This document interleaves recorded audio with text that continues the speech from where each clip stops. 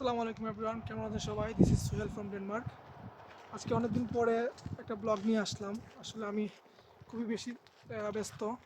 Recently আমার দুই ভাই আসছে ডেনমার্কে, 6 তারিখে আসছে। ওনাদেরকে রিসিভ করছি এবং আমি একটা ভিডিও বানাইছি। এটা এখনো এডিট করতে পারি নাই, সো এটা ভেরি সুন আমি আপলোড দেবো।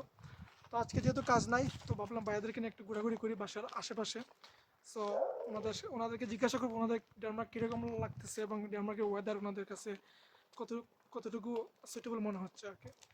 সো আমার দুই ভাই, একজন পিপলু ভাই আমার খুবই আদরের ভাই, মায়ের ভাই, বড় ভাই, আরেকজন হচ্ছে গিয়া শামীম ভাই আমার মানে সমবয়সী। হ্যাঁ ভাই। হ্যাঁ, তো দুই ভাইদেরকে রিসিভ করছি। ওনারা ওনারা অ্যাকচুয়ালি অ্যাপ্লাই করছিল 2024-এ। তো 24-এ ওনাদের আনফর্চুনেটলি কোনো না কোনোভাবে হয় নাই।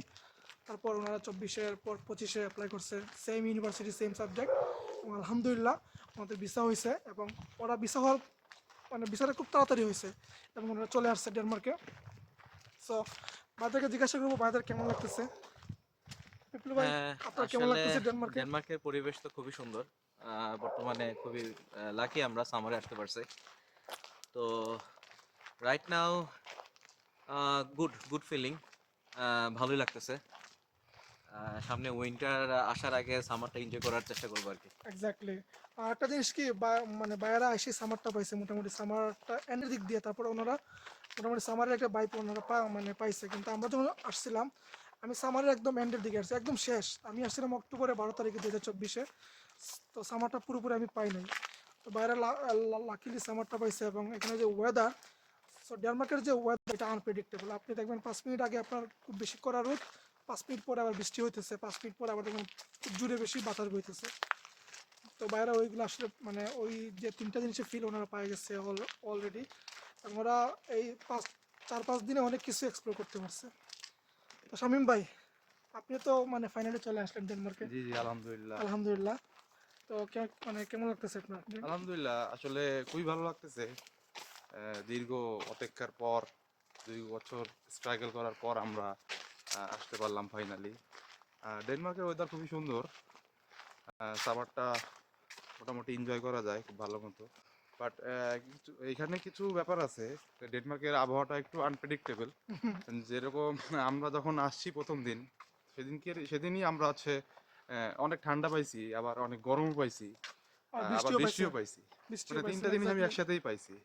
মানে এটা খুবই আসলে অবাক করার বিষয় যে আমরা যেদিন আসছি সেদিনই আমাকে ডেনমার্ক দেখা দিতেছে তার আবহাওয়া কতটা খারাপ। ঠিক আছে, এগুলো মানে আসলে খারাপ কিছুই না, না। আসলে হচ্ছে যে উইন্টারে আপনারা বুঝবেন যে আবহাওয়া ডেনমার্কের যে কিরকম একটা হয়। এটাই আর কি। বিচিত্রময় ওয়েদার, সেটা আর হচ্ছে যে সবচেয়ে বড় আপনার কথা হচ্ছে ডেনমার্কে আসলে আপনি একটা জিনিস লক্ষ্য করবেন যে ডেনমার্ক হচ্ছে একদম একটা শান্তির জায়গা। হ্যাঁ, এখানে মানুষজন কম কথা বলে, আর মানুষজন সবসময় একা থাকতে পছন্দ করে এখানে। ঠিক এক্স্যাক্টলি। আছে, এখানে দেখবেন কোনো চিল্লাচিল্লি নাই, এখানে কোনো কোনো কিছু নাই, কোনো আওয়াজ নাই। ঠিক আছে, মানে ড্যানিশটা খুবই ভালো, তাদের কাছ থেকে আমাদের অনেক কিছু শেখার আছে। ঠিক আছে, দিন শেষে ডেনমার্ক একটা শান্তির শহর, এটা তো সবাই জানে। ঠিক আছে, আর এটাই আর একটা কি। জিনিস, আমরা এখন যে ভিডিওটা বানাইতেছি তখন বাজে মানে রাত সন্ধ্যা, প্রায় রাত 9টা বাজে এখন। হ্যাঁ রাত হ্যাঁ, রাত এখন অলমোস্ট 9টা বাজার রাত 15 মিনিট এখন বাকি। অলমোস্ট 9টা বাজতেছে। কিন্তু ওয়েদার থেকে আপনার মনে হবে যে বিকেল 3টা বা 4টা। তো এরকম মানে সামারে ওয়েদারটা এরকম যে আপনার রাত মানে সন্ধ্যা হয় রাত 11টায়, 11টার দিক দিয়ে, রাত 11টার দিক দিয়ে আপনি সূর্য সূর্য দেখতে পারবেন। না, 11টা না, মোস্ট প্রবাবলি আমি আসার আগে যখন আপনাকে একবার জিজ্ঞেস করলাম, তখন মনে হয় রাত 12টা বা 1টা বাজে। 12টা বাজে তখন মানে তখন আমি জাস্ট ভাইকে সন্ধ্যা দেখতেছি হয়েছে, ভিডিও কলে যে বাইরে আলো। বাইরে আলো এইরকম। আর উইন্টারে যখন আপনার 3টা বাজবে, 2টা বাজবে, অন্ধকার নেমে আসবে। তো এই হলো উইন্টার এবং সামারের পার্থক্য। আর একটা জিনিস আমি আপনাদেরকে বলি, আজকে আমরা তিনজনে একসাথে আছি। যখন ওনারা জবে মানে জবে ঢুকবে, তখন দেখবেন আমাদের সাথে আর খুবই মানে দেখাই হবে না। তো এরকম অবস্থা, যখন সবাই জব করে, তখন জবে যায়, মানে বাসায় আসে, জবে যায়, এরকম কারোর সাথে কারো মানে দেখা সাক্ষাৎ হয় না। তাই ভাবলাম আজকে যেহেতু ফ্রি আছি, ভাইদেরকে নিয়ে বের হই আর একটা ব্লগ মানে বানাই ফেলি। ভাই কিছু বলবেন আর যারা নতুন যারা আসবে? না, নতুন যারা আসবে তাদের জন্য আমার মনে হয় পরবর্তীতে আরেকটা ভিডিও আপনি বানানোর চেষ্টা করবেন, যেটা একটা ভালো কিছু ইনফরমেশন নিয়ে এসে যারা ওদের জন্য এক্স্যাক্টলি, ভালো এটা আমার আসবে। মাথায় আছে। হ্যাঁ, আমার মনে হয় এটা ভালো হবে। আপনি পরবর্তীতে একটা গাইডলাইন নিয়ে, যারা নতুন আসতেছে, ডেনমার্কের রুলস কিছু পরিবর্তন হয়েছে, সামনে আরো কিছু অনেক মনে কিছু হয় আছে, আমি পরিবর্তন এইগুলা হবে। নিয়ে হ্যাঁ। মানে টোটাল একটা ভিডিও বানাবো।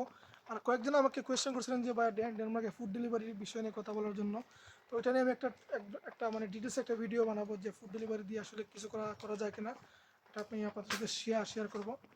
সো এরপরে তো আপনারা ভালো থাকবেন, আর আমার পেজটাকে আপনারা ফলো করবেন। ভাই আমাকে কিছু একটু বলেন। হ্যাঁ, ডেফিনেটলি সোহেল ভাই পেজকে ফলো করবেন, লাইক দিবেন, শেয়ার করবেন। হ্যাঁ, সোহেল ভাই অনেক ভালো মানুষ, থ্যাংক ইউ আপনারা ভাই। আসেন তাহলেই বুঝতে পারবেন যে আমরা তার মতো একটা ভাই পাইছি এখানে।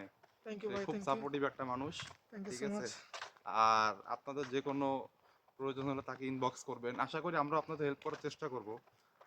আমরা অনেকজনকে হেল্প করছি আসলে সবাই, আমি অলরেডি 2-3 জনকে ডেনমার্ক পাঠাই দিয়েছি অলরেডি সব প্রসেস করে। তারপরে আমি আসতে পারিনি, আমি ফাইনালি এই হ্যাঁ বছর আসলাম, এক্স্যাক্টলি ভাই, আসলে ঠিক আছে। এটার এটা আসলে আছে, কপাল। আসলে আল্লাহ তাআলা আপনার রিজিকে যখন রাখছে সেটা তখনই হবে, এটাই আর কি। তো আপনারা সবাই ভালো থাকবেন। আসসালামু আলাইকুম।